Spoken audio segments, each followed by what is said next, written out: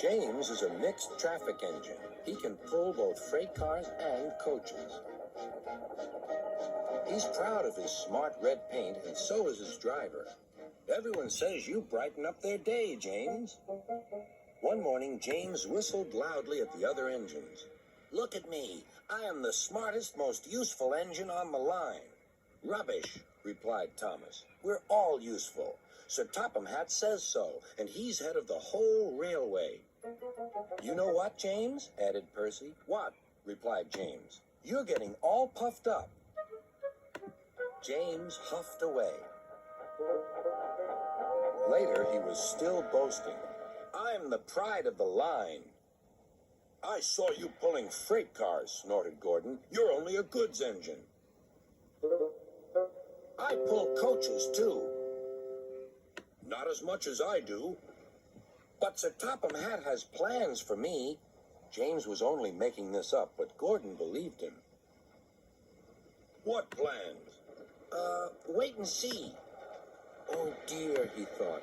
Now what'll I do? Thomas was shunting shining new coaches. Good morning, James.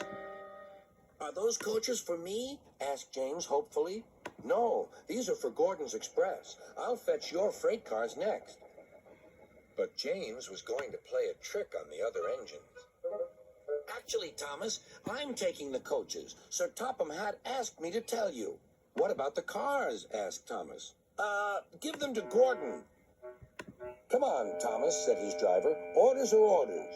So when James's driver returned, James was coupled to the coaches and he puffed away.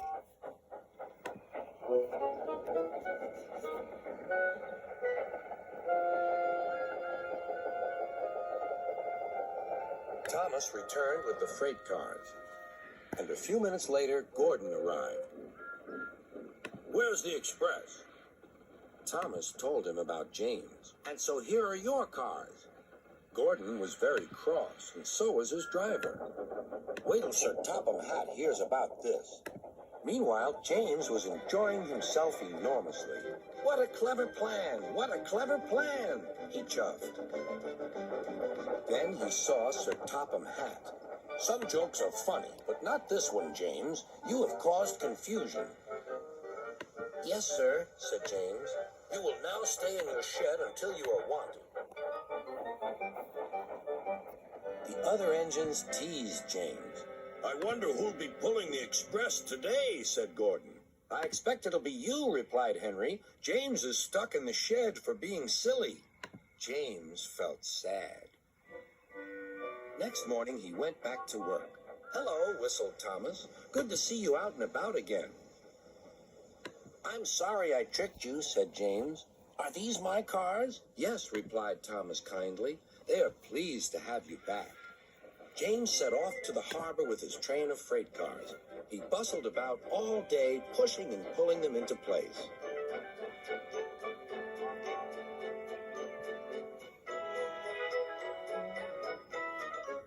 Time to go home now, James, said his driver at last. No cars or passengers, just we two.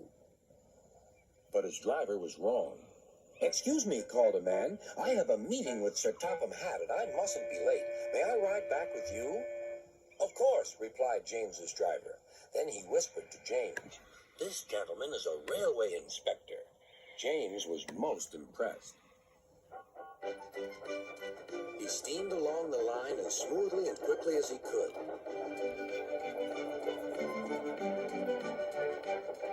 Sir Topham Hatt was waiting on the platform, and the railway inspector greeted him warmly. This clever engine gave me a splendid ride. You must be proud of him. Yes, indeed. Once again, you are a really useful engine.